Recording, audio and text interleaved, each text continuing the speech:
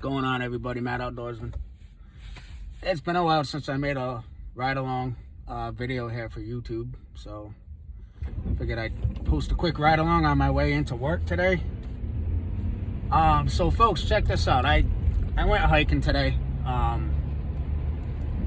I really try to get out and go hiking at least 3 days per week. And I like to do that religiously. For a few reasons, guys. Number one, it's a good workout. It's good for the body. It's good for the mind. If you research hiking and the benefits it has just for your mental wellness, or your mental health, I should say, the benefits are phenomenal, guys. So I would implore you to check that out. But moving forward, I wanted to bring up an interesting point when it comes to hiking, trails, and if you have to bug out. All right. And, you know, what's the basic rule when it comes to bugging out? The basic rule is stay at home until it's no longer safe to stay at home, right? More or less. I mean, that's the rule I live by. You know I do preach a lot about bugging out. I have admitted that I am in a bug out camp. And I am, guys, just because of the environment I live in. I live in an urban setting, a very thickly settled city. It's a good sized city. Lots of big businesses around here. Rows of triple decker houses. It's your typical city, guys, right? So with that said, I wouldn't want to stick around here during a break bad situation. So that's why I have it in my mind to bug out, and anyway, I would say it's a 10-minute drive, literally from my front door to the hiking trails. Okay. And with that said, don't sleep on that resource. Okay. In other words, utilizing hiking trails and old rail beds, for bug out purposes could be a good idea for you. If you're in my situation, living in a thickly settled area and you need to get out. Obviously you got to keep in mind that other people may have that same idea. So, that's what that'll bring up, the threat of people, and the threat of people is everywhere, right? What's your biggest threat during break bad? It's people, right? We've gone over this. However,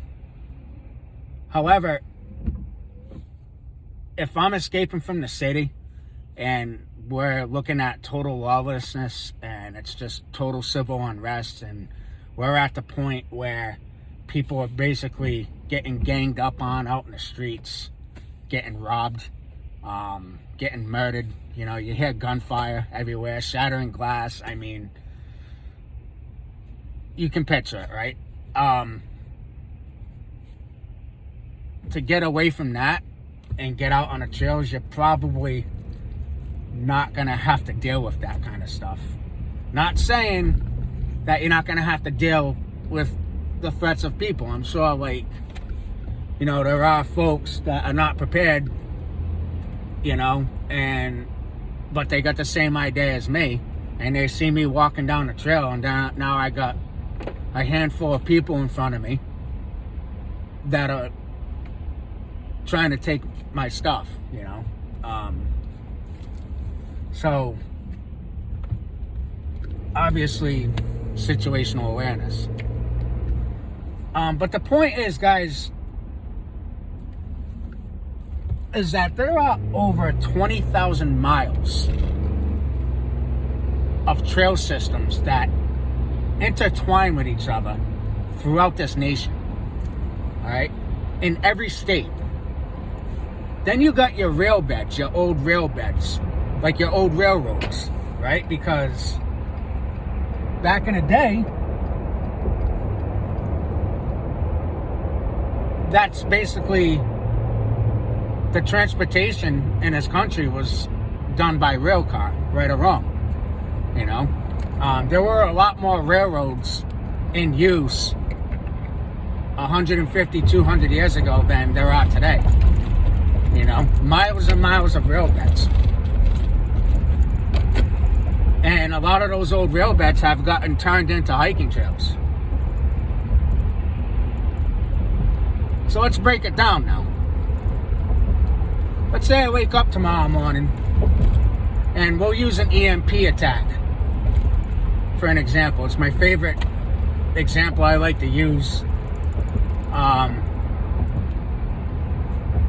For the most part, guys, you have to keep in mind that most people aren't going to really realize that we got hit with an EMP. And why do I say that? Because 85% of the U.S. population are not prepared. In other words, they're not preppers. There's only about 15% of the American public that are preppers. So for the most part, there's a vast majority of people that just really aren't looking for that, expecting it, or aware to that fact. You know, and that's sad. However, that could work to our advantage, right? So I wake up tomorrow morning, my device isn't working, right? My TV won't turn on, my truck won't start, nothing is working. Everything I basically try to operate that has a circuit board inside of it is cooked, all right?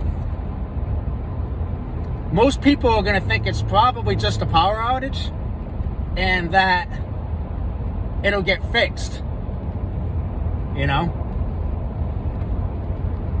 Yeah, sure, if there's an EMP attack, the power will come back on eventually.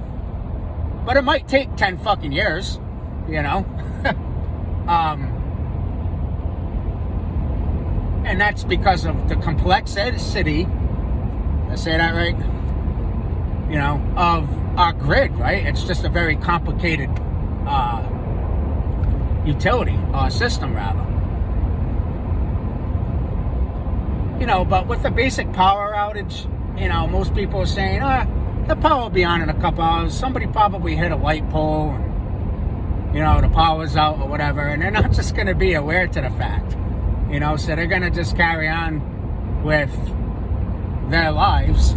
And then once that 3-day timeline is up, and why do I say 3-day? Because most people, that 85% that I mentioned, only have enough food for 3 days in their homes. Once that 3 days goes by and there's still no power, then that's when the panic's gonna start to kick in, right? You know, and you can't count out the fact that martial law could be enacted, right? And that could be enacted before the 3 days. To what capacity, I don't know, because obviously the military would be affected by that too. But going back to the hiking trails, you know, I want to stick to the point here. Folks, all you got to really do is look up where your hiking trails are located in your home state, right? I mean, you can start off with a simple Google search. And you can go to your Department of Environmental Management website. They should be able to provide forestry maps online that you can download and print out. There's also a website called Rails to Trails Conservancy, and that is basically maps of all the old rail beds that intertwine with each other throughout this nation.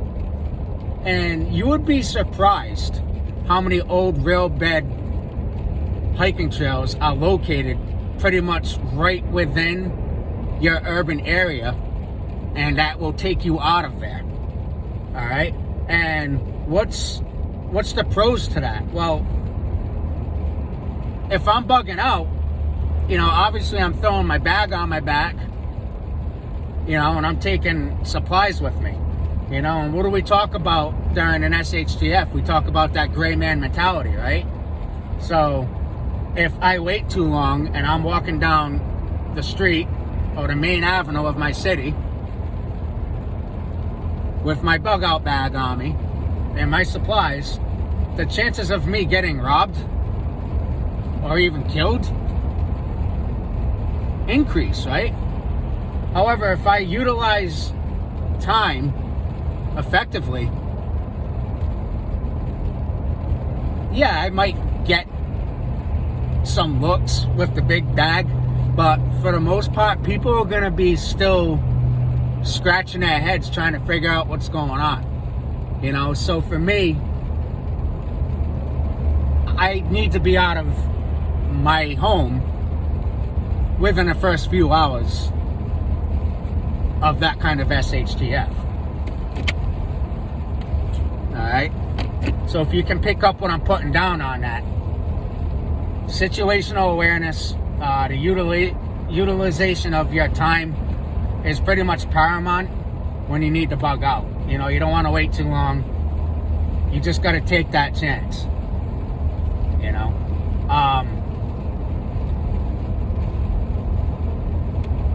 I would implore you to research your hiking trails. For those of you that live in a thickly settled area like I do. And even for you folks out in the rural areas, don't think just because you live out in the countryside that the threat's not there and you think you can hunker down and ride it out.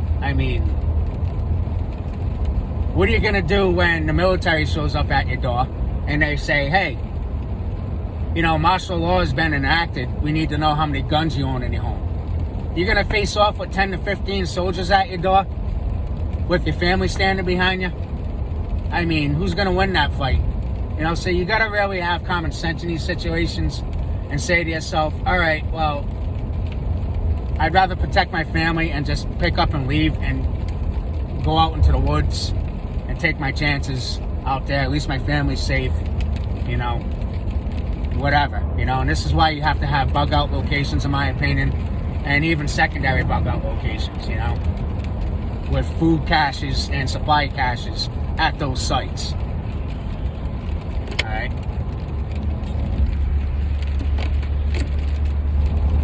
Take dry runs, right? For instance, it's a 10-minute drive from my front door to the edge of the city where there is a forest that has over 14,000 acres of hiking trails, right? You can get lost in that. A 10-minute drive. So for me, with a pack on my back, it's probably would take me an hour to get out there, being careful, So I would pick a day and I would put myself in that uncomfortable situation. For instance, it's raining right now, all right? I'll take that walk on a rainy day with my rucksack on my back and hike out to the woods from the house, just to see how that feels.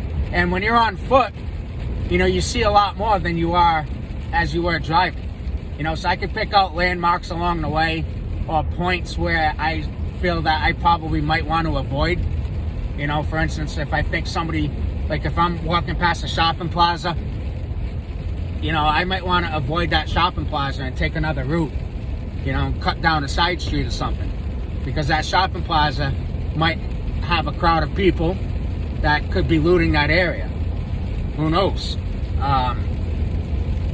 So yeah, I will take those dry runs. You know, and when I do go hiking, guys, I do throw I have my get home bag here in the back seat that I keep here at all times, and I do throw that on, and I hike with it. Why?